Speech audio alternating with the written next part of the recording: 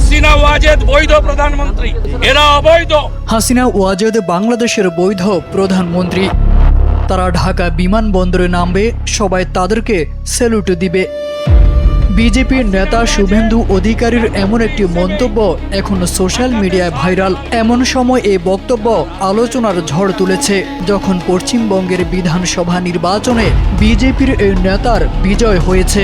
তাহলে কি সত্যিই শেখ হাসিনা দেশে ফিরছেন আর সবাই তাকে এয়ারপোর্টে রিসিভ করবে? এমন প্রশ্ন এখন নেট দুনিয়ায় নেটিজেনদের আলোচনায়। যত রাজাকারের বাচ্চারা নাতিপুতি হলো মেধাবী, তাই না? টান টান উত্তেজনার মধ্য দিয়ে ভোটের মাঠ পার করে অবশেষে দীর্ঘ সময় পর পশ্চিমবঙ্গ রাজত্ব করতে যাচ্ছে বিজেপি সরকার। জীবন অবাক না করলে কে করবে? 28% মিল্ক ফ্যাটের অবাক করার সাথে ফ্রেশ মিল্ক পাউডার। জীবন অবাক করুক প্রতিদিন। তবে বাংলাদেশের ক্ষমতাচ্যুত সাবেক প্রধানমন্ত্রী শেখ হাসিনাকে নিয়ে শুভেন্দু অধিকারীর এই মন্তব্যের প্রেক্ষাপট ভিন্ন সময় ভিন্ন রূপ নিয়েছে। শুধু হাসিনার প্রশংসায় তিনি মুগ্ধ থাকেননি, এর বিপরীতে গিয়ে বাংলাদেশকে নিয়ে নানা সময়ে করেছেন নানা বিতর্কিত মন্তব্য আর কড়া সমালোচনা। কখনো বাংলাদেশ দখল, কখনো ময়লা দিয়ে বাংলাদেশকে ডুবিয়ে দেওয়ার মতো সমালোচনা করতে তিনি দ্বিধা করেননি। এদেরকে কেউ কাউন্টই করে না, মশা মাছি। 2024 সালের ডিসেম্বর মাসে শুভেন্দু অধিকারী দাবি করেন শেখ হাসিনাই বাংলাদেশের বৈধ প্রধানমন্ত্রী এবং ডক্টর মোহাম্মদ ইউনূসের নেতৃত্বাধীন অন্তর্বর্তীকালীন সরকার অবৈধ। তিনি মন্তব্য করেছিলেন শেখ হাসিনা বীরের বেশে ঢাকা এয়ারপোর্টে নামবেন এবং তাকে স্যালুট দিয়ে নিয়ে যাওয়া হবে। এমনকি ডক্টর মোহাম্মদ ইউনূসকে রাজাকারের কাতারেও ফেলেন বিজেপির এই নেতা। হাসিনা ওয়াজেদ প্রধানমন্ত্রী হিসেবেই ঢাকাতে শাহজালাল এয়ারপোর্টে নামবেন।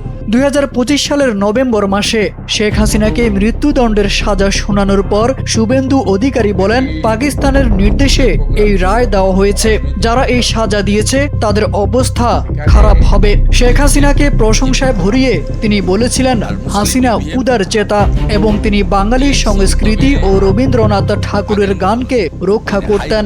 হরগোবিন্দ দাস, চন্দন দাস সহ বাংলাদেশি হিন্দু সহ অন্যান্য সংখ্যালঘুদের উপর হামলার অভিযোগে কড়া প্রতিক্রিয়া জানান শুভেন্দু অধিকারী। বাংলাদেশের পরিস্থিতিকে তালিবানি শাসন হিসেবে অভিহিত করেন, এমনকি বাংলাদেশকে মশা মাছির সঙ্গেও তুলনা করেছিলেন তিনি।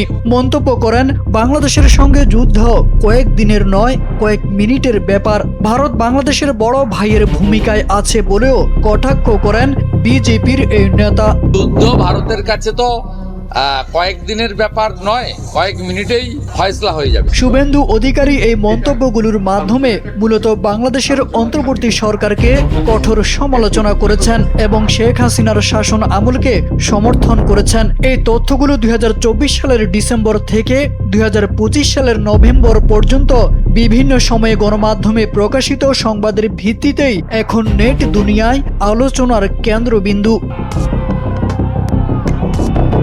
তারেক আজিজ খান, NPB। হাসিনা ওয়াজেদ প্রধানমন্ত্রী হিসেবেই ঢাকাতে শাহজালাল এয়ারপোর্টে নামবেন, স্যালুট দিয়ে নিয়ে যেতে হবে।